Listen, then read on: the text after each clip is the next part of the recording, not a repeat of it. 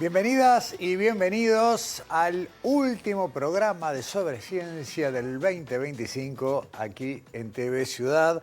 Un programa que ya de por sí es especial porque es el cierre de este ciclo, de este año completo, pero además cierra 5 años consecutivos de periodismo científico en televisión, lo cual nos llena siempre de orgullo, de alegría, de satisfacción por haber podido llevar adelante todo esto hasta acá, que no se puede hacer obviamente sin la participación de cada uno de ustedes, desde sus casas, desde las pantallas, desde las redes y demás, y de cada una de las personas que aquí en Canal y también cuando salimos a hacer rodajes en exteriores hace su aporte para poder poner este programa al aire, insisto, 5 años seguidos que se cumplen, se cierran en esta jornada, en esta emisión de hoy. Y para no ser menos, tenemos un programa estelar. ¿Estelar en qué sentido? Bueno, ya les voy a contar. Vamos a tener en esta edición de Sobreciencia un informe en el cual les vamos a contar los conocimientos de astronomía que tenían quienes habitaron estas tierras hace milenios. Vamos a volver a repasar lo que fue nuestro recorrido por los cerritos de indios, allí en la zona de India Muerta, el departamento de Rocha. Vamos a conocer una investigación que se está haciendo allí para la construcción o la reconstrucción del paisaje sonoro, algo muy interesante, y vamos a hablar de astronomía o de las investigaciones en un área del conocimiento que se llama arqueoastronomía.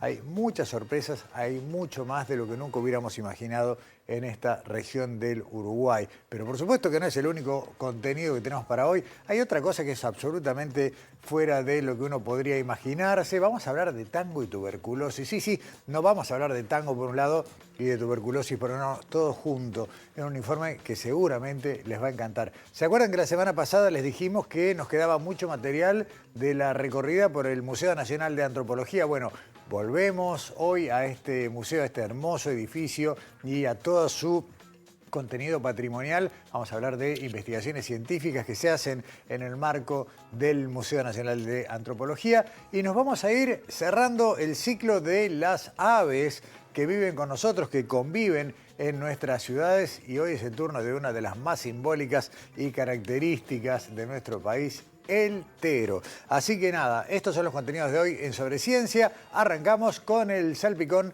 y las principales noticias científicas de los últimos días.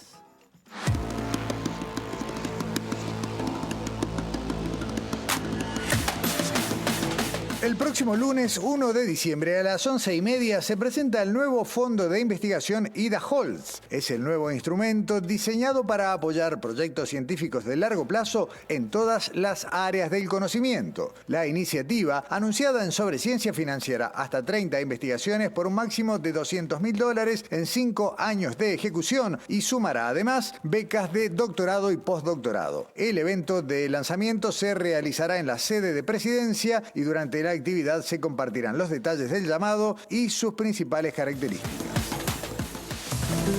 El 11 de diciembre a las 10 de la mañana en el Hospital de Clínicas se va a presentar el libro Cronobiología Translacional y Medicina Circadiana, de la investigación básica a la práctica clínica. El libro ofrece una mirada integral sobre cómo los avances científicos en el estudio de los ritmos biológicos pueden incorporarse tanto en la vida cotidiana como en la práctica médica y en el diseño de políticas públicas. El libro muestra cómo el conocimiento académico puede transformarse en herramientas concretas para mejorar el bienestar de la población. Las coordinadoras del trabajo son Ana Silva, Bettina Tassino y Valentina Paz.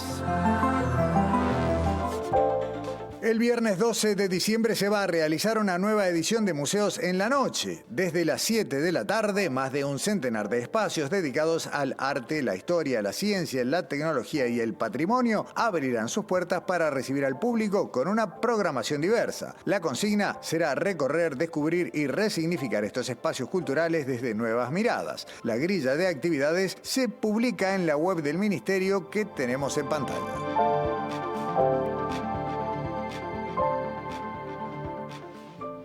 Uno de los espacios que compartimos este año es este que va a tener ahora su última emisión del 2025, en el cual conocimos un poco más de las aves que comparten los espacios urbanos, aquellas que se adaptaron a vivir en las ciudades, aquellas que están entre nosotros. Ustedes recordarán, hemos hablado ya de unas cuantas, pero nos quedaba tal vez una ave muy simbólica, no solamente identificada con nuestra región, con nuestro país, sino que también aparece a menudo incluso en transmisiones, en eventos, por su costumbre de habitar espacios deportivos y demás. Estamos hablando, por supuesto, del tero. Y Jorge Luis Cravino, nuestro experto, quien nos dio todo este conocimiento a lo largo del año, nos va a dedicar un rato para que conozcamos más a este bicho, a este pájaro, a este ave emblemática de nuestro país.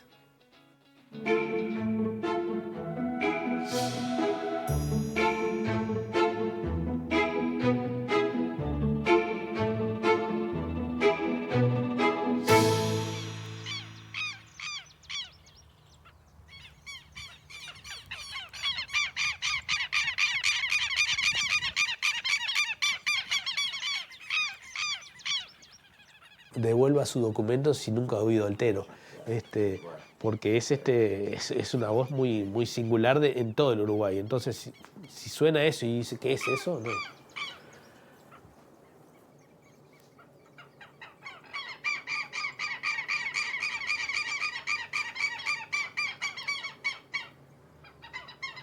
Generalmente son más de dos. Te iba a decir, ahí hay por lo menos dos seguros. Sí. Sí, dos seguros son tres. Bueno, una vez muy centinela también.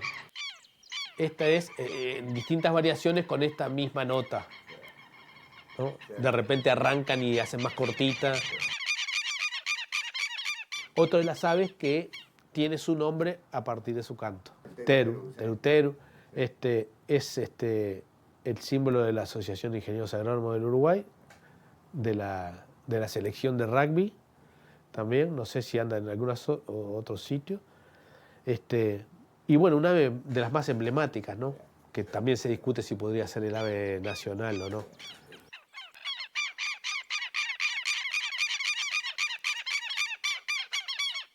El tema es cuándo lo diferenciamos, porque el tero nos ve a nosotros y se alerta. Entonces tendríamos que estar camuflados y ver si lo que pasa es que si estamos camuflados pasa una oveja o lo que fuera y él salta también.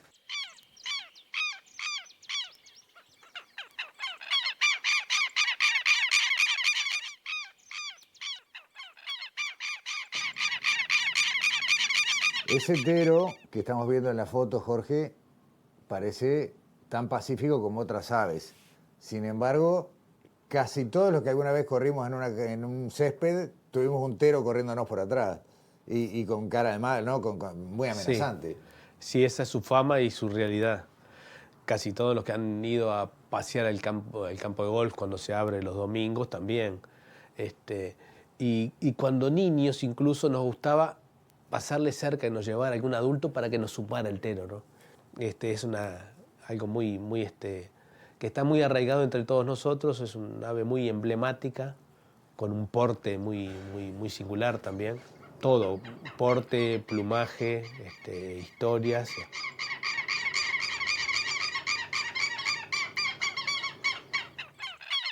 El tero es un chorlo. El tero es un chorlo, es lo que se llamaría un ave de orilla. Él no es un ave de campo abierto. Por eso lo encontramos muchísimo en la costa y muchísimo en la interacción con el agua. Es un chorlo no de pastizal, sino de orilla. Y al tero le cambió la vida de las generaciones el hombre. ¿Cómo? En el Uruguay se lo cambió con el ganado. Al tero le metieron ganado, entonces esos grandes pastos altos bajaron y él los fue ocupando. Tanto fue ocupando que ahora en la ciudad está en todos los jardines y está en las canchas de fútbol. Está en el pasto cortito. Eso le sirve al tero. El pasto alto no, porque él no se puede ir agarrando. El tero se ha favorecido por el hombre. La gran abundancia de teros en Uruguay, que es un país de ganadero, es por haberle abierto espacios.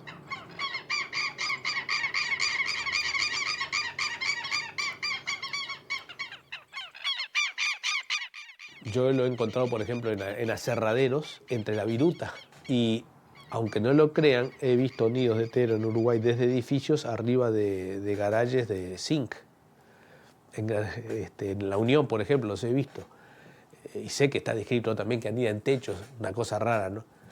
pero anida así a la intemperie. Y la tera, la verdad, no sé si decir la tera, porque hay cierta historia de que son de a tres los que mueven todo eso.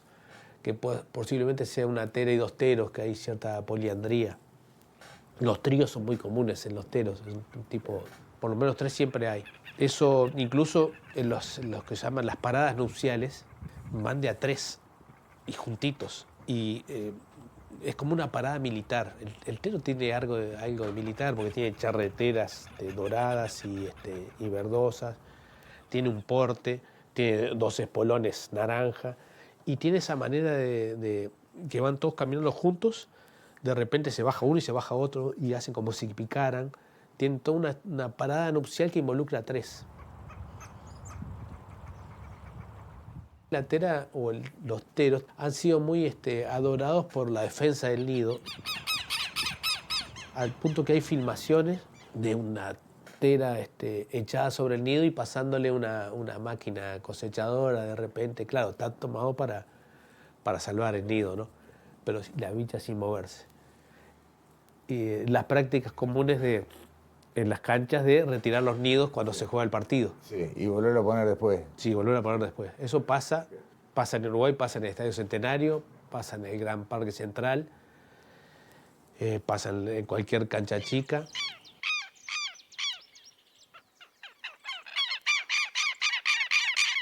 Lo que hace él es que tiene toda una serie de estrategias de disuasión cuando alguien anda cerca del nido. Entonces tiene el tema del ala caída, el ala rota, entonces empieza a caminar así, a hacerse el enclenque, o empieza a gritar de allá o de acá. Él va, su estrategia es cada vez peor según si no le hacen caso. Sí. No, más agresivo, cada vez más agresivo hasta que dice, está bueno, no me creyeron que estoy herido, no me creyeron que... Pues me podían venir a cazar a mí, porque soy una buena carne y estoy mal.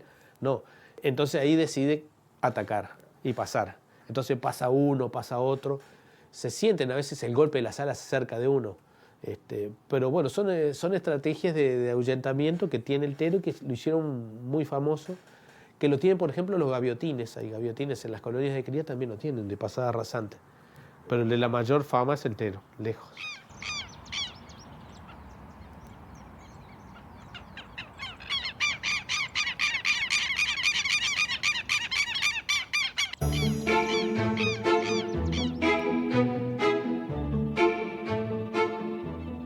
El agradecimiento a Jorge Luis Cravino, quien estuvo no solamente a lo largo de este año, sino a lo largo de mucho tiempo siempre a disposición y compartiendo sus conocimientos a través de Sobre Ciencia. Pausa y nos vamos de nuevo a los Cerritos de Indios, allí en la zona de Rocha.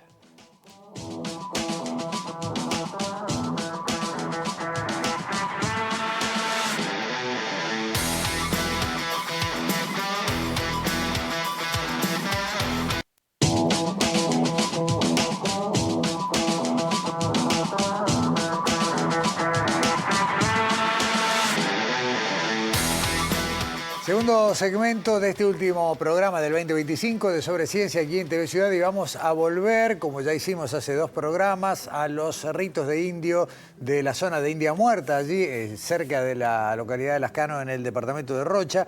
Y en este primer tramo del informe vamos a conocer otro tipo de investigación científica, algo que hasta donde yo recuerdo no hemos tenido nunca en este programa y que es bien interesante. Y se trata de la investigación que desarrollan determinadas áreas de conocimiento para reconstruir los paisajes sonoros.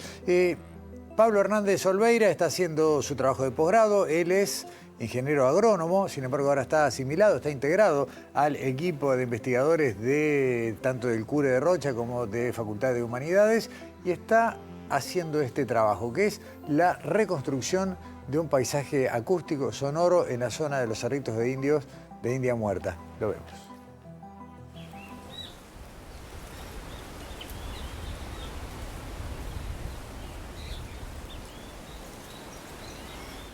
El trabajo que estoy llevando adelante como trabajo de doctorado es el estudio del paisaje sonoro de los Cerritos de Indios, de India Muerta.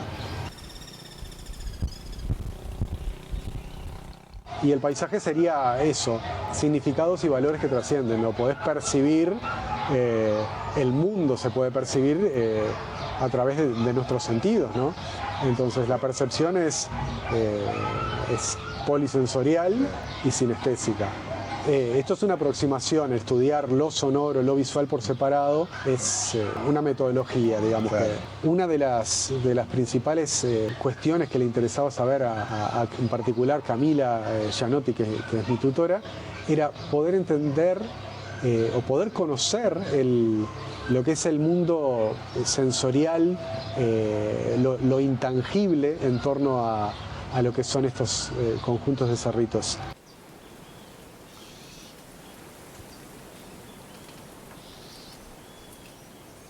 Estamos poniendo a punto, digamos, una metodología aplicada al estudio del mundo sonoro. Nosotros nos referimos, cuando nos acercamos al registro de esas señales sonoras que existen en un entorno con grabadores, para analizarlos con técnicas de físico-acústicas, estamos estudiando el entorno sonoro, decimos nosotros, señales, sonidos, ondas, digamos, que tienen determinadas características de frecuencia, de intensidad, que las analizamos con aparatos y, por ejemplo, podemos identificar especies de distintos pájaros o distintos murciélagos o anfibios. Pero allí la escucha humana no es importante, porque puede haber sonidos que nos develen la existencia de un murciélago que no son audibles por humanos. Exacto. Entonces ahí pasamos a otro nivel, que es el del ambiente sonoro, que son aquellos sonidos que son registrables por nuestros sensores, nuestros oídos, y además son informativos. Claro. Y tienen interés para llevar adelante nuestra vida cotidiana. O sea, el sonido de la campana del tren, o de una bocina de un auto, o de la voz de las personas. O sea, a nivel de ambiente sonoro y a nivel de paisaje ya queremos abordar algo más profundo, aquellos sonidos que quedan en las historias, que quedan en el significado. Por ejemplo, o sea, sonidos que tienen un valor y un significado que trasciende, decimos, que trasciende el tiempo, que trasciende las poblaciones.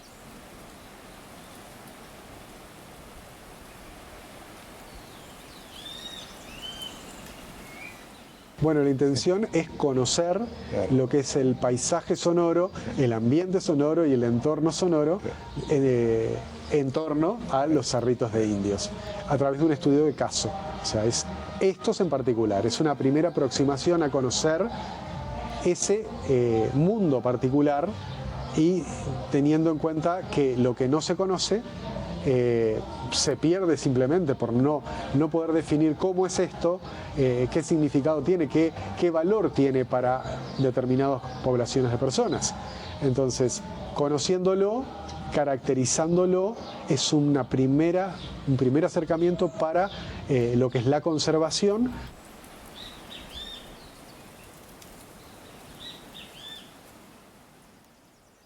Pablo Hernández Olveira, ingeniero agrónomo, que tomó este rumbo, esta línea de investigación para integrar una dimensión que muchas veces no consideramos, ¿no?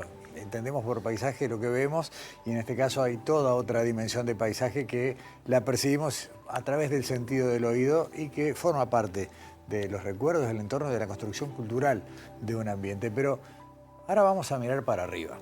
Vamos a mirar para arriba, vamos a mirar también hacia el horizonte, porque hay investigaciones nuevas que están en pleno desarrollo en este momento en el área de Cerritos de Indios, pero fundamentalmente en esta región del departamento de Rocha, que ya no solamente compone o reconoce a los cerritos de India Muerta, que es de los que hemos venido hablando, sino que toma otros complejos. Ustedes recordarán que en nuestro programa, hace 2 programas atrás, cuando hablamos de esto, hablamos de que los cerritos ya no son vistos como cada uno una entidad, sino que muchos de ellos son conjuntos y definen tramas urbanas. Pero ¿qué pasa si además de un complejo de cerritos a otro se puede encontrar lo que puede ser una orientación astronómica, o incluso pensar que un cerrito puede haber sido colocado en un sitio puntual para marcar un episodio geográfico, un episodio astronómico, perdón, una efeméride astronómica? Esta es, por ejemplo, la vista de los cerritos que están en la Sierra de los Ajos desde el complejo de India Muerta, desde puntualmente el complejo García Ricci. Hay una distancia de unos 16 kilómetros y nadie había hecho, incluso porque no había herramientas informáticas que lo permitieran, lo que es la comparación de distintos momentos del año y distintos alineamientos.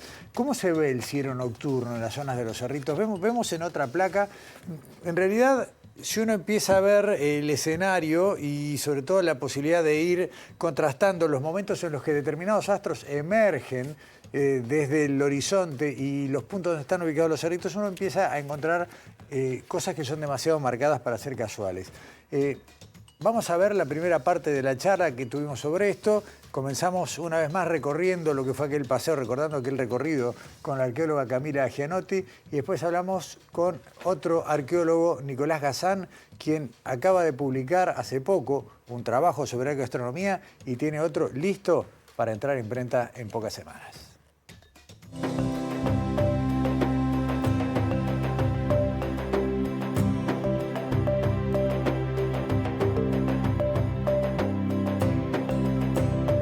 Es una línea nueva de investigación que tiene muy poquitos años, que estamos desarrollando.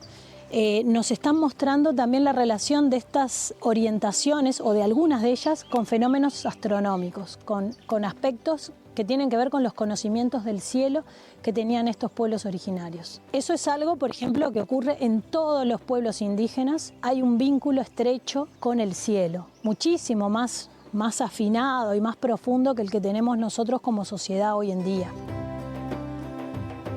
Los grupos o los pueblos originarios, los grupos indígenas de distintos lugares del continente y en distintas temporalidades tenían un conocimiento fino del cielo y lo materializaban de distinta manera en el paisaje, ¿no?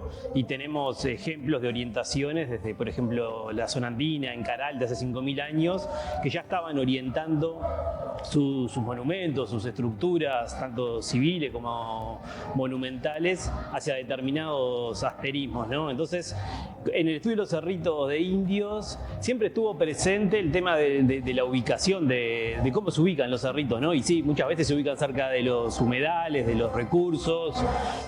Pero otras veces ya las primeras investigaciones veían que había cerritos en zonas elevadas, como en zonas estratégicas del paisaje, como que marcaban lugares de visibilidad, ¿no? Lo primero que hicimos fue definir un criterio que es desde mirar, observar desde la cima de los cerritos hasta otros cerritos que formaran parte de ese horizonte, que cuando uno mire ese cerrito o bien está marcando el horizonte o bien lo corta, ¿no? Es lo que llamamos cuando marca el horizonte. Y ahí a través de medidas tanto de campo como a través del sistema de información geográfica, hacemos distintos análisis estadísticos para ver si hay reiteración de medidas, ¿no? Porque bueno, algo que pasó hace 5.000 años no le podemos preguntar a los constructores de cerritos cómo orientaban, ¿no? Pero si tenemos medidas que se repiten, capaz que nos están queriendo decir algo. O sea, no queremos generalizar para todos los cerritos, pero sí creemos que algunas orientaciones y la ubicación de algunos cerritos, porque hay muchas formas de ubicar los cerritos cerca de los humedales, ¿no? De los recursos. Hay algunas orientaciones que creemos que se están repitiendo y que pueden estar vinculados a distintos fenómenos celestes. Y ahora está por salir el segundo estudio, digamos, arqueoastronómico sobre los grupos constructores de cerritos de Uruguay. Fue aceptada en el Journal of Skyscape Archaeology, que es una revista especializada en el mundo sobre temas de arqueoastronomía. Y bueno, por suerte hace poquitas semanas nos anunciaron que aceptaron el artículo para su publicación en el próximo número.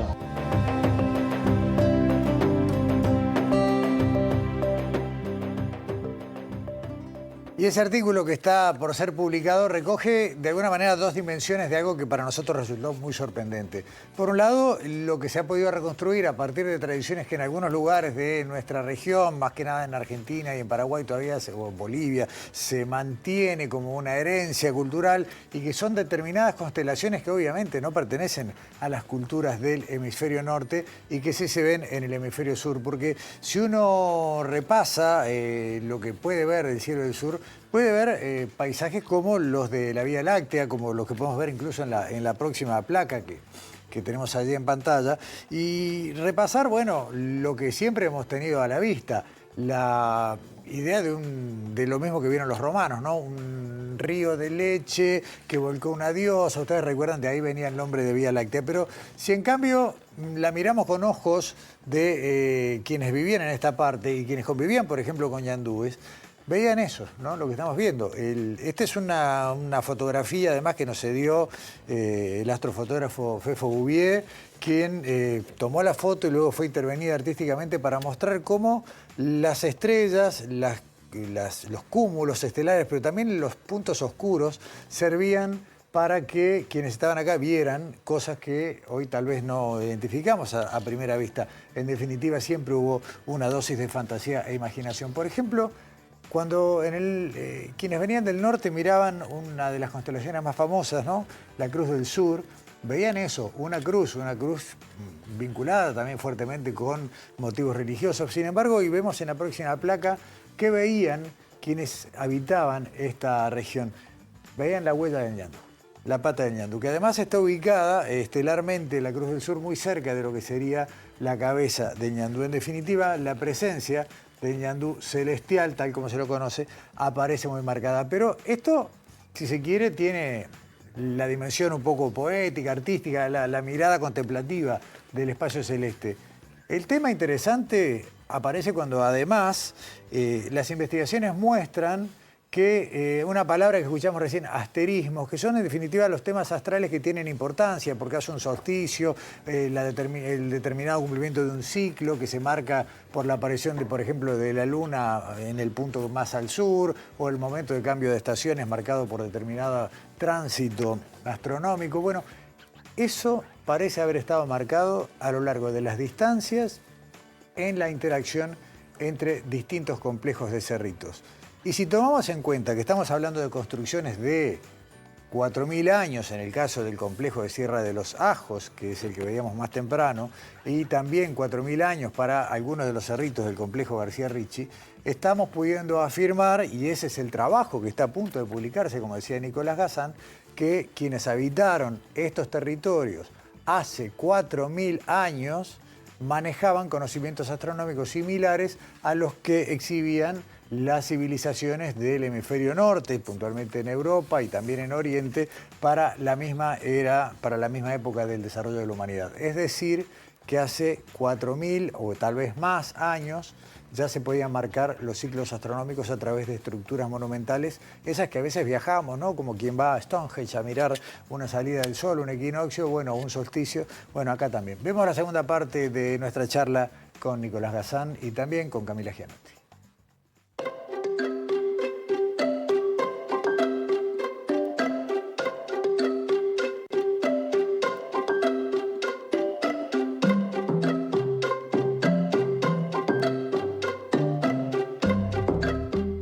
Porque el cielo también les ayuda a ordenar su vida en la tierra, ¿no? A ordenar el paso del tiempo, las estaciones. También el cielo a veces provee de conocimientos que se vinculan con los mitos, ¿no? Con lo espiritual. Y bueno, y un poco con ese sentido fue que empezamos a explorar esa relación de las orientaciones de los cerritos con el cielo. Y encontramos que esas orientaciones en varios de los conjuntos que fueron analizados en esta región están manifestando un vínculo estrecho con la posición de la Cruz del Sur durante el solsticio de invierno. La Cruz del Sur se vincula a la figura del ñandú.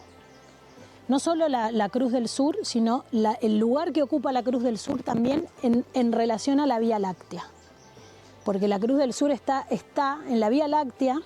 Si ustedes ven una noche de mucha oscuridad, la Vía Láctea está formada por nubes, ¿no? De estrellas muy luminosas, que la vemos como esa gran línea media blancuzca de estrellas, pero también tiene zonas oscuras, la Vía Láctea.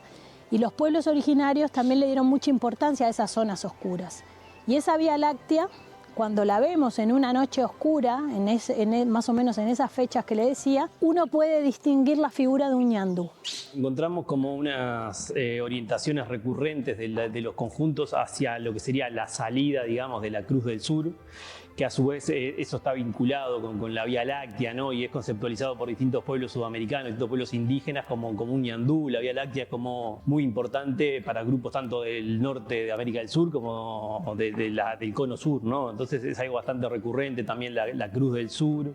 Y acá en India Muerta hicimos un análisis a través de sistemas de información geográfica y vimos que desde la zona más baja se ven cerritos marcados en distintos sectores de las lomadas que acotan la zona de los bañados de India Muerta. Y ahí lo que vemos es que esos cerritos que están en las posiciones más elevadas, no son tantos, pero están en posiciones estratégicas y están marcando la salida del sol en distintos momentos del año, ¿no? Con presencia de cerritos. Entonces, de hecho, encontramos como una agrupación muy importante de medidas en torno al solsticio de verano. Hay algunas orientaciones recurrentes con la posición de la luna más austral, lo que se llama lunasticio mayor del sur, que es como un fenómeno que se da cada 18,6 años aproximadamente y que marca la salida de la luna más al sur, visible, ¿no? desde la Tierra. Entonces creemos que eso podría estar vinculado a su vez con el solsticio también de invierno también en este caso, que bueno, para todas las culturas sudamericanas y sobre todo para las sociedades agrícolas que tienen algún tipo de cultivo es muy importante porque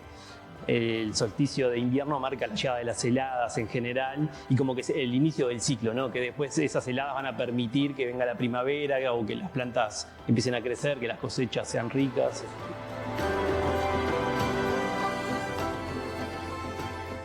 A modo de resumen y para cerrar este tema hasta próximas entregas, cuando sea el momento, hace 15 días veíamos que la primera construcción humana, descubierta también por este grupo en Tacuarembó, un cerrito de 5.600 años de antigüedad, de antes del presente. Vemos hoy cómo además manejaban los conocimientos astronómicos al punto de poder referenciar los hitos a través de sus construcciones monumentales. Sabemos que construían espacios urbanos, que manejaban la agricultura, todo esto hace milenios. Es hora de que pongamos en valor a las culturas ancestrales que habitaron este territorio, porque más allá de todo lo que uno puede agregarle desde su mirada personal, es fundamental reconciliarnos con nuestra historia, porque acá no eran solamente esos cazadores recolectores de los cuales tenemos el conocimiento escolar, sino que habitaron durante milenios seres humanos que generaron conocimientos y que están ahí esperando que los encontremos, los descubramos y los disfrutemos. Pausa, ya volvemos con Daniela y con Alexandra.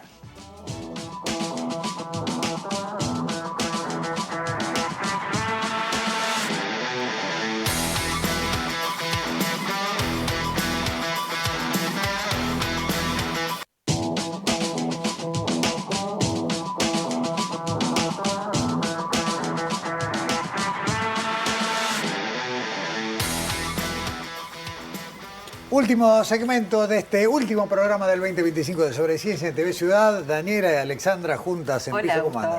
Y acá estamos, ¿no? Vale la pena el reencuentro para despedir este ciclo 2025. Cámara, ¿no? Claro. Reencuentro, compartir espacio al aire. De todos modos, cada una viene con un informe bien distinto, pero que están buenos para cerrar el año. Qué bueno que están buenos. No, pero digo, son lindos, bien interesantes como para cerrar allá arriba, ¿no? Todo lo alto. Yo voy a seguir un poco con la temática del bloque anterior, ¿no? Con el Uruguay milenario, este tema que nos encanta hablar en Sobre Ciencia, y vuelvo al Museo Nacional de Antropología para hablar de unas piezas. ¿Qué historia nos cuentan determinadas piezas que están vinculadas al Uruguay milenario y a las poblaciones que ocupaban nuestro territorio? Vamos a empezar con, hablamos con Alejandro Ferrari, es arqueólogo que trabaja en el Museo Nacional de Antropología, que nos va a hablar en esta primera parte del informe de unas urnas que están en la exposición Logros de la Prehistoria. Logros de la Humanidad durante la Prehistoria, es la exposición que se llama así en el Museo Nacional de Antropología. Y son unas urnas que están investigando con esto de que la investigación atraviesa varias de los patrimonios del Museo Nacional de Antropología, pero puntualmente la arqueología. Una investigación que hicieron con Facultad de Química y con la Escuela Figari. Lo vemos. A ver.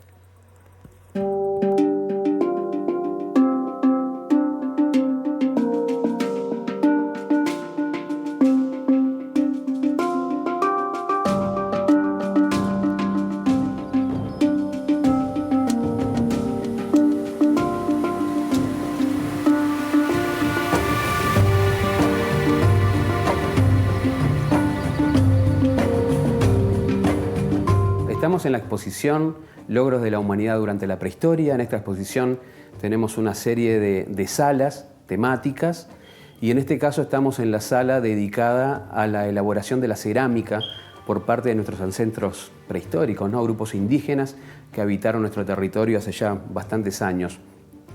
La cerámica, particularmente en nuestro territorio, tiene más de 3.000 años de antigüedad. Entonces, en la sala vamos a encontrar objetos representativos de diferentes momentos. Dentro de la sala tenemos una serie de objetos, entre los que se cuentan 3 vasijas de gran tamaño.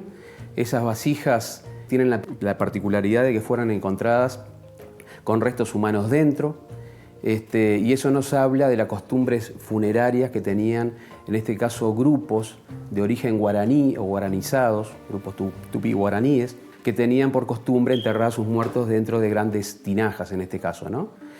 Las 2 laterales que tenemos en la exposición pertenecen o fueron recuperadas en el departamento de Salto, cuando se estaba por construir la represa de Salto Grande, que se produjo una gran inundación por el lago artificial. Y la que está en el centro es una vasija que fue recuperada en el departamento de Rocha, en la Sierra de San Miguel, en un sitio que lo conocemos por Isla Larga.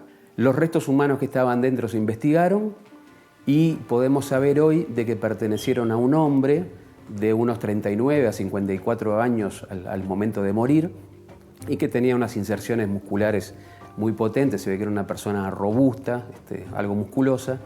Y en este momento en particular, entre el Museo Nacional de Antropología, la Escuela Figari y la Facultad de Química, estamos realizando un estudio de con qué pigmentos se pudieron haber pintado estos recipientes, que en el caso de la urna central tiene color rojo y color blanco.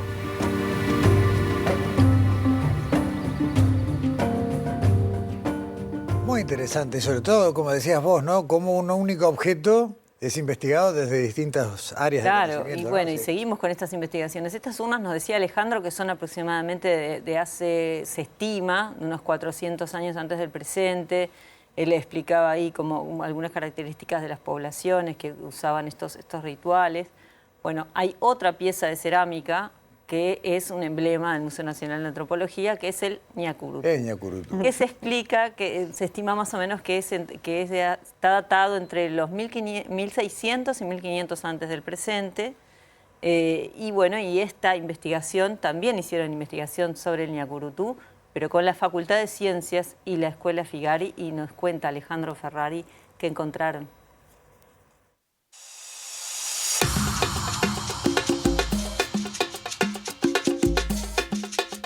Bueno, en esta sala temática sobre cerámica también tenemos otra pieza que es emblemática para el Museo Nacional de Antropología, porque es la pieza que está en el logotipo de la institución y es el emblema del museo. Es una pieza encontrada a finales de la década de 1930 por Francisco Oliveras, que era un pionero de la arqueología nacional y que tiene mucho que ver con la historia del museo. Una pieza que representaría alguna figura animal, en este caso. Él la bautizó como ñacurutu, que hace referencia a un búho autóctono, y en tal sentido se conoce como campana zoomorfa. Campana porque tiene una forma precisamente acampanada, es hueca, abierta en su base. Se han encontrado muchas de estas piezas en lo que es nuestro territorio, en Uruguay, sobre el río Uruguay, sobre las costas del Río de la Plata y también en territorio argentino, en el río Paraná. A partir de este trabajo, que nos llevó unos buenos meses y muchos intercambios entre distintos profesionales, pudimos ver de que la pieza en su parte trasera mostraba lo que podía ser justamente la parte nucal de lo que podía ser un búho, precisamente como Oliveras había mencionado en su momento, y también la representación de lo que serían las alas de un ave. Pero en la parte frontal, la pieza muestra una especie de hocico que nos hace recordar más a un mamífero. Y bueno, comparándolo con una serie de mamíferos y de aves, llegamos a la conclusión de que podría tentativamente ser o estar representando a un búho, en este caso un posible ñacurutu, y a un mamífero, en este caso un hurón, por una vincha que podemos observar, por la proyección de ese hocico. Resulta que el ñacurutu es un animal muy visual, muy auditivo, mientras que el hurón es muy olfativo. Ahí estábamos viendo que la mezcla podía estar intentando buscar como la complementariedad de esos animales. Y también son animales mascotizables, es decir, sabemos que hay relatos de que hablan que tanto el ñacurutú como el hurón eran animales que se podían domesticar y que se usaban mucho para la captura de roedores.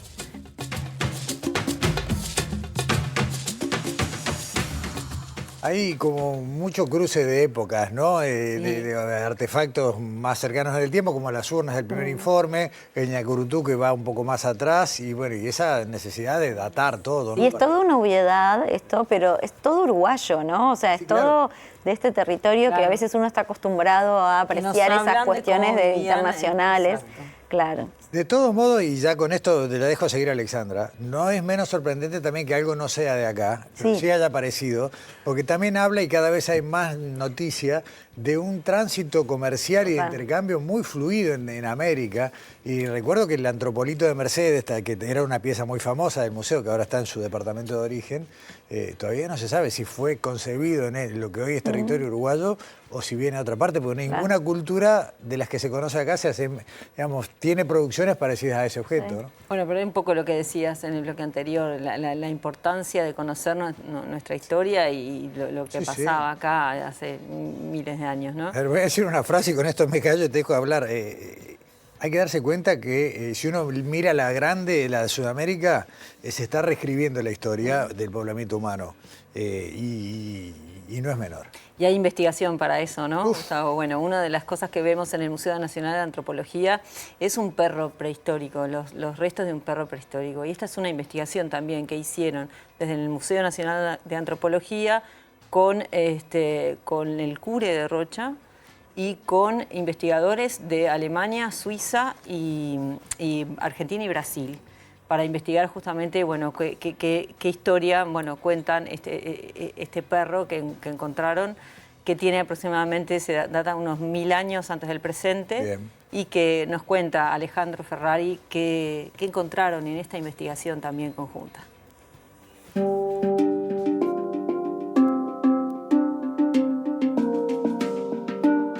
Estamos en presencia de un perro, es un perro prehistórico. Tiene la particularidad de que es el perro prehistórico más completo que hemos encontrado en un sitio arqueológico en Uruguay. Fue hallado en el Bañado de San Miguel, en el departamento de Rocha, en un cerrito de indios. Los cerritos de indios son estructuras monticulares, montículos en tierra, elaborados por nuestros antepasados indígenas, donde desarrollaron una serie de actividades, entre ellas actividades mortuorias. En este montículo en particular, de este sitio que se llama CH2D01, su nombre técnico, con el que lo reconocemos, en el montículo B, durante las excavaciones se encontraron 6 entierros humanos y se encontraron los restos de este perro próximos a esos entierros humanos, fundamentalmente próximos a entierros femeninos y de niños. Durante muchos años se pensó que en realidad los perros en el cono sur de América habían sido traídos por los europeos. Sin embargo, a partir de algunos trabajos donde Uruguay fue bastante pionero, se empezó a ver que en algunos sitios arqueológicos y en colecciones habían restos que en algunos casos originalmente habían sido interpretados como zorros u otros cánidos, que resultaron ser perros a través de diferentes medidas y estudios de sus huesos.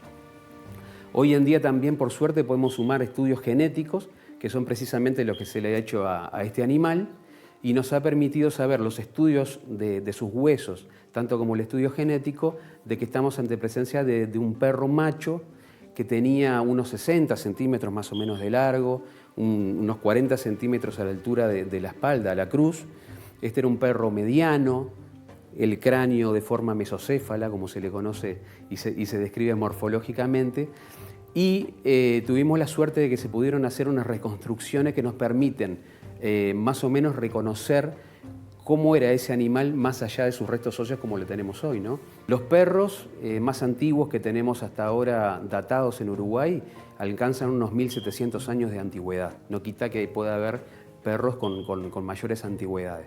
Hasta ahora se han descubierto solamente 9, sin embargo es muy probable que siga aumentando ese número. Esto quiere decir que los perros no son, por lo menos en la prehistoria, animales que hubieran tenido una gran profusión.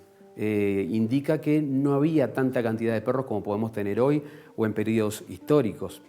Y eso hace que el perro, quizá para estos grupos, sean animales como muy preciados, ¿no?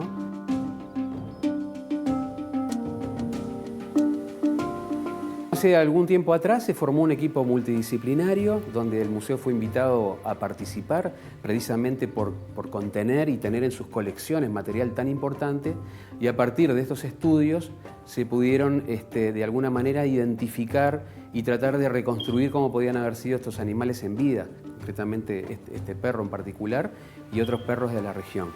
Este perro comparte de alguna manera características muy semejantes a algunos que se hallaron en territorio argentino, y una de las reconstrucciones que figura en la publicación es precisamente un animal encontrado en territorio argentino, pero que compartiría características genéticas con el perro que tenemos en la vitrina, por lo cual podría haber sido un animal muy parecido a esa reconstrucción.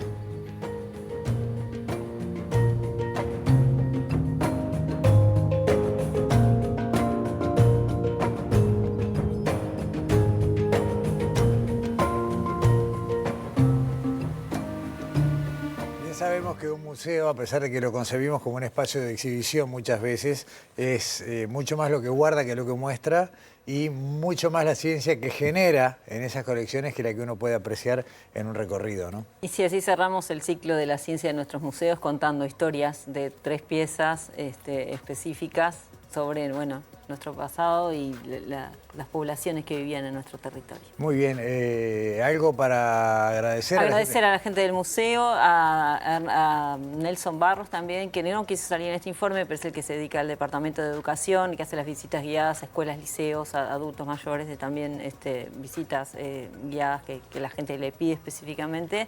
Y también a Marcela Tovela, que también es del departamento de arqueología.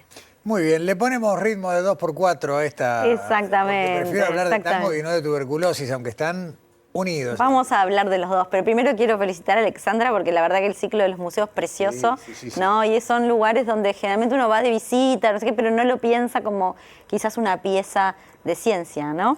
Y eso también me sirve para enganchar mi tema, ¿no? Porque de algún modo ustedes ya saben que a mí me gusta esto de enganchar la juguetería y la ciencia. Este año también tuvimos maroñas, ¿no? Y las carreras de caballo con la ciencia. Bueno, y acá termino un poco el año en esa línea, tratando de unir, o tratando no, yo simplemente mostrando que existe. Mostrando a alguien que ya lo hizo. Exactamente, que unir esto de la tuberculosis o la ciencia que está detrás de, en este caso no vamos a hablar específicamente de la investigación, sino de la enfermedad como un fenómeno de salud pública, y el tango, ¿no? A mí personalmente me gusta el tango, de niña escuchaba, ¿no? Un corte y una quebrada, enseguida volvemos, ¿no? Bueno, ahí revelamos toda la edad que tenemos. Pero bueno, y vamos a hablar de eso desde un punto de vista científico, ¿no? De por qué este vínculo entre el tango y la tuberculosis. Y para eso nos vamos a ubicar en el tiempo, en principio, ¿no? Vamos a hablar de las primeras décadas del siglo XX, donde el tango, por supuesto, empezaba su momento de oro. Estamos hablando del tango canción, además, no solamente el tango como como un género instrumental, sino el tango que tenía letra, ¿no? Que en aquel momento todavía era para grupos sociales marginados, que se bailaba en lugares donde no era popular, digamos, donde era casi pecaminoso, hasta que empezó a tener esa popularidad. Bueno, en esos años los tangos reflejaban en sus letras, como muchas expresiones artísticas, la realidad del momento, desde los problemas sociales hasta los problemas de salud pública. Y en ese momento, justamente acá empieza a venir la tuberculosis. Era una enfermedad mortal, como si hoy habláramos del cáncer. Era una enfermedad donde quizás incluso no se nombraba en ese prurito que hay de a veces nombrar la palabra cáncer. Bueno, eso pasaba con la tuberculosis. Era casi una sentencia de muerte. Y eso estaba retratado en las letras de tango. Pero no voy a contar yo todo eso. Por supuesto, invitamos a alguien que ha investigado en este tema. Vamos a entrevistar a Andrés Parrado, que en realidad es arquitecto y bailarín de tango, pero además investigador de la historia del tango, de esos que le preguntás una cosa y sabe todo. Bueno, el zapato tenía Gardel. Exactamente. Entonces, lo primero que le preguntamos en esta parte del informe es ¿qué vínculo tiene la tuberculosis y el tango?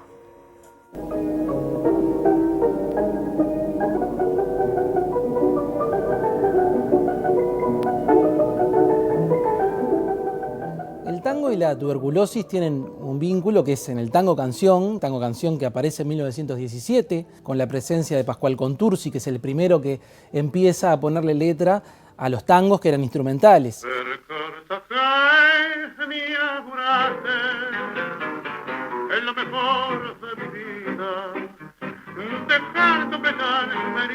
Donde ya hay una narrativa bien clara, un principio, una trama con un conflicto y un desenlace. Evaristo Carriego, que es un poeta porteño de principios de los albores del siglo XX, ya había como tenido algunos personajes, había figurado algunos personajes sacados de la propia realidad, como bueno, los malevos, la mujer de cabaret, la costurera que da el mal paso, y también están estos personajes que sufren de tisis o de tuberculosis, que en realidad lo que está haciendo es simbolizar a través de la poesía. La tuberculosis lo que está simbolizando es esa decadencia, también esas malas condiciones de vida propio del hacinamiento que se vivía, por ejemplo, en los conventillos, en las casas de inquilinato, que muchas veces son el escenario del origen del tango y que las letras lo van a recoger de esta forma, con poesía, digamos. Mi consejo desde el conventillo, en él mi cerveza no debe vivir, y en vez de esa pieza sin luz y sin aire, verás que carisco será tu bulín. Que la tuberculosis esté presente en las letras de tango tiene que ver con las condiciones de vida, las malas condiciones de vida en general. Si bien era una enfermedad que abarcaba todo el estrato social, o sea, nadie estaba libre, era peor cuando las condiciones de vida eran malas. Y esto es lo que pasaba en los sectores marginales de la sociedad, que son justamente donde el tango tiene su origen, ¿no? El tango siempre va a narrar la historia del barrio, de la gente trabajadora, de los ladrones, de los malevos, y siempre yo creo que el tango, más allá de que la letra sea más o menos elaborada, siempre es una crónica de época, siempre nos está diciendo algo del contexto social de la época. Y la tuberculosis está presente y bueno, y lo que simboliza directamente también es la muerte, que siempre va a ser un tópico. Y rezando por tu alma, mi divina Margarita, un sollozo entrecortado en mi pecho se anidó. Bueno, y el otro caso de enfermedades que se pueden nombrar en las letras de los tangos, y más disimuladamente, son las enfermedades venéreas, ¿verdad? Y ahí ya se hace un vínculo entre la lujuria o las consecuencias de la vida lujuriosa.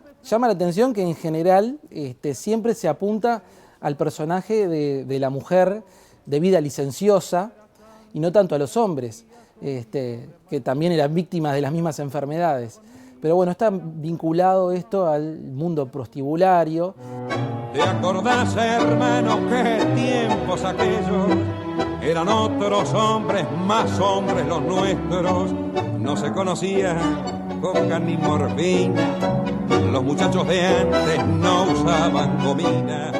Bueno, y otro tema que aparece también muy frecuente, además de las enfermedades, son las drogas de la época, ¿no? Que a veces hay un poco de prejuicio de pensar que es algo muy reciente, y la verdad que no es así, porque ya a fines del siglo XIX en el Río de la Plata se consumían otras drogas, ¿no? Por ejemplo, se habla de la coca o de cocó, también como le llamaban, por ejemplo, en el tango Tiempos Viejos, ¿no? Los muchachos de antes no usaban gomina, y esto lo decía en 1925, pero habla de estos muchachos que serían del 900, dice, no se conocía cocó ni morfina.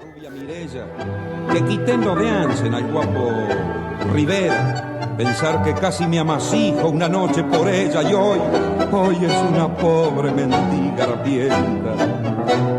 ¿Te acordás, hermano, qué linda que era? ¿Cómo se puede, Daniela, reconstruir la historia o esa postal, esa película de una sociedad en un momento del tiempo a través de la música? De una manifestación cultural, ¿no? Totalmente, y un género tan rioplatense, ¿no? Que también retrata lo que realmente estaba viviendo esta sociedad, no lo internacional, ¿no? Como quizás puede ser otro género.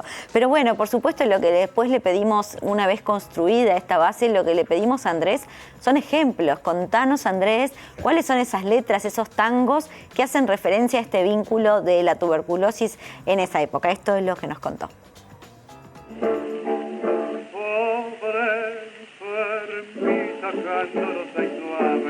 Detalle muy frágil y por defender.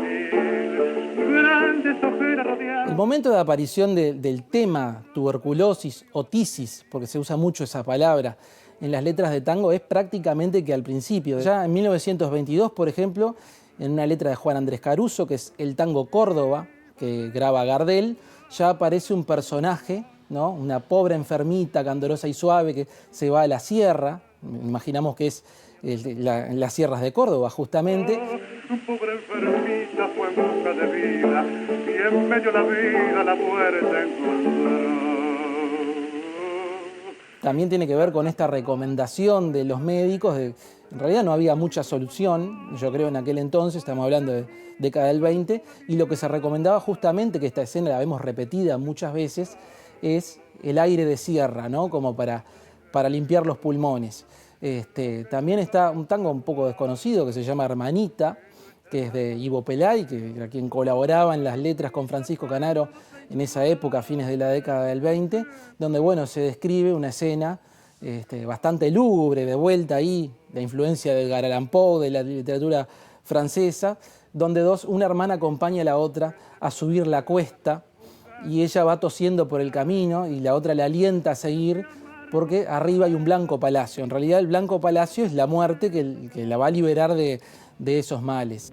Hermanita, subamos la cuesta, que tenemos al fin que llegar. Esa tos que te oprime y molesta, allá arriba podrás descansar. Y después empieza a evolucionar, como evolucionan las letras de tango en general, con los poetas románticos de la década del 40, citemos Cadícamo, Mansi, Contursi hijo, que era José María Contursi. En esa generación aparecen, por ejemplo, ya algunos temas más asociados a la literatura francesa, citando personajes específicos, como en el tango Margarita Gautier, de la Dama de las Camelias. Inclusive se comenta el momento en que a ella se le cae una camelia del pecho y ella la va a besar y aparece manchada. Después la imagen también del pañuelo ensangrentado aparece en el tango Tu pálido final. No se dice directamente la frase de que está ensangrentado, pero es las huellas de tu mal. Hay toda una elaboración poética alrededor de ese tema, ¿no? De los efectos de la tuberculosis y del sangrado. Y había en tus ojeras la inconfundible huella que hablaba de tu mal. Por ahí algunos tangos anteriores hablaban de hilos de rubí en vez de hablar del sangrado, pero es un tema con cierto morbo manejado también, como pasa en la literatura romántica del siglo XIX con este tema también. Hoy de hinojos en la tumba donde descansa tu cuerpo. No siempre está el grotesco a veces de nombrar directamente la enfermedad, de hablar de la tisis, sino estas imágenes que ya nos dan el indicio de que el personaje tenía este mal, o se habla del mal y no directamente de la enfermedad, ¿no? Con cierta sutileza, pero sabemos perfectamente qué es lo que está pasando. Como en otros casos que no, directamente se habla de una cama, de una blanca cama de hospital y de que el cuerpo se rinde. Y bueno, también nos quiere simbolizar el tema de la fragilidad de la vida. Hoy hablaríamos seguramente de otras enfermedades, pero era el mal que aquejaba en esa época. Era, yo creo que la enfermedad más frecuente de causa de muerte.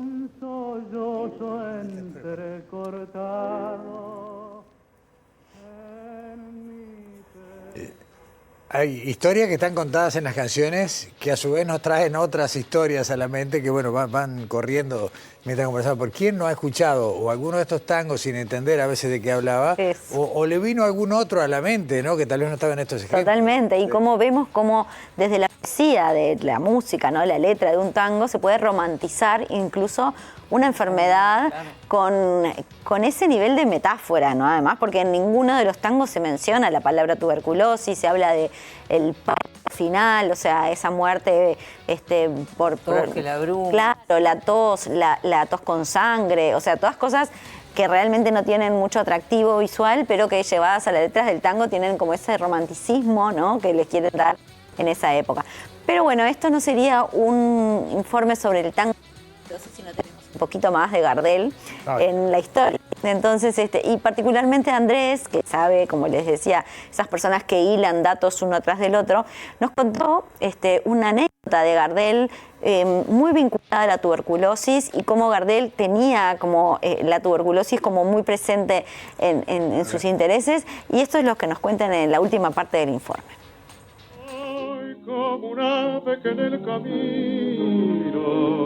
Queridos amigos de la América Latina, de mi tierra y de mi raza, voy a comenzar una gira que comprenderá Puerto Rico, Venezuela, Colombia, Panamá, Cuba y México. Luego visitaré los otros países de nuestra lengua, donde espero tener el gusto de saludarles personalmente. Si tú te vas. Y otro vínculo que hay entre el tango y la tuberculosis fue la última visita de Gardel en octubre de 1933 a Montevideo, donde estuvo en varias salas de teatro. Siempre estaba él en el Teatro 18 de Julio y en varias salas más. Fue la única vez que actuó en radio en Montevideo.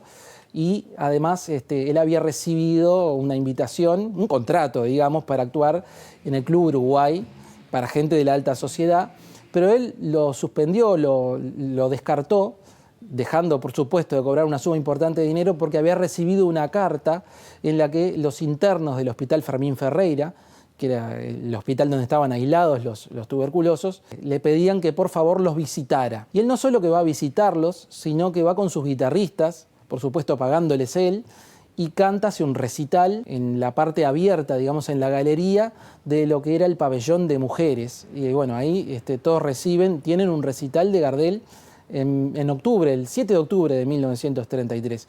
Y hay que sopesar lo que esto representaba, ¿no? Que un artista internacional como era en ese momento Gardel, que ya había filmado en Francia, que era un ídolo popular consagrado, fuera directamente, tomara la decisión de ir a verlos y de brindarles un recital. También hay que hablar un poquito de ese lugar, que es donde el predio que hoy ocupa el Montevideo Shopping. No era parte de la ciudad consolidada, ni mucho menos, sino que era un lugar alejado. Era una zona de la ciudad que estaba ya prácticamente donde empezaba el campo, sobre la costa, y justamente esto tiene que ver, ¿no? Con esos principios higienistas, del aire puro, del aire de mar, en este caso, porque ya que no tenemos montañas muy elevadas, ese era el lugar ideal para que estos enfermos reposaran. Y bueno, y también es un lindo gesto de Gardel en la última vez que nos visitó, la última vez que visitó el Río de la Plata, ya que después vinieron la etapa estadounidense y bueno, la gira que terminó con su vida. Volver, para volver a partir como antes, dejando el corazón. Sentir que dulce peló la vida, que 20 años... Me dejó el pie acá, que 5 años no es nada, ¿puedo decir yo? Exactamente, exactamente. Terminamos con esta referencia a los años, claro, a la música, a lo rioplatense, a la ciencia, y trajimos este tema también de la tuberculosis y el tango, porque en Uruguay justamente hace poquitos días se hizo por primera vez en el país el Congreso Latinoamericano de Tuberculosis. ¿Por qué? Porque es una enfermedad que, si bien se cura, es un problema de salud pública que ha evolucionado para mal, en realidad, con más casos, por la falta de diagnóstico o el diagnóstico tardío, que hace que los tratamientos tengan menos efectos. Por eso se sigue investigando y se promociona su concientización. Una enfermedad que podría haber sido erradicada y que, sin embargo, sigue siendo un problema importante. Eso mismo. De salud pública. Cerramos el programa y me gustaría que cada uno de ustedes hiciera un acto de cierre. Bueno, 5 años no es nada, bueno, no es mucho. Alexandra, son 11. Sí, ¿no? 6 de radio y 5 de TV. 5 en TV Ciudad. Agradecer a todos los compañeros y compañeras que hacen posible que este programa salga al aire. Y yo, en lo personal, quiero mandar un abrazo a Teresa Caruso, que siempre nos mira. Muy bien. ¿Dani? Bueno, no, la verdad que nosotros cada tanto hacemos saludos a gente que se nos acerca y que nos dice, que nos mira. Eso la verdad que nos llena de alegría, y es para también lo que lo hacemos. En lo personal, este año quiero saludar a mi familia, que es la que me mira y que siempre me comenta, a mi tía, que nos ve todas, mi tía Miriam, que nos ve en todas las repeticiones, y por supuesto el equipo, ¿no? El equipo de ustedes, ¿no? A nuestro equipo de producción, a los cámaras, a la gente de aquí del piso, a la edición, que realmente cada año nos ayuda a hacer magia. Exactamente, ¿no? A traer temas nuevos, a traerlos de un modo que quizás pueda ser más atractivo para el público a través de la televisión. Así que todos nos ayudan y además aprendemos también, ¿no? Hoy cuando cerrábamos el programa, antes de empezar la parte televisiva, hicimos una foto de equipo que espero puedan ver después en redes.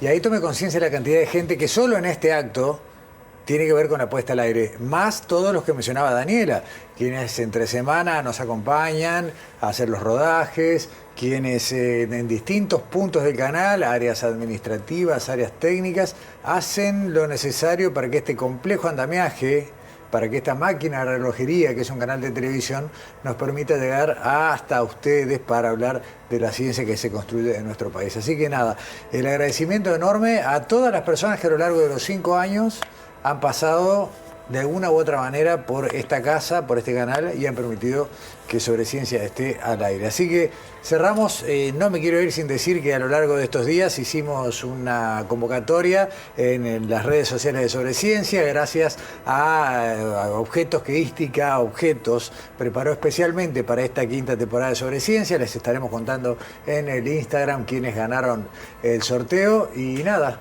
El agradecimiento de siempre y nos vemos. Y hasta el año que viene. Y nos vemos.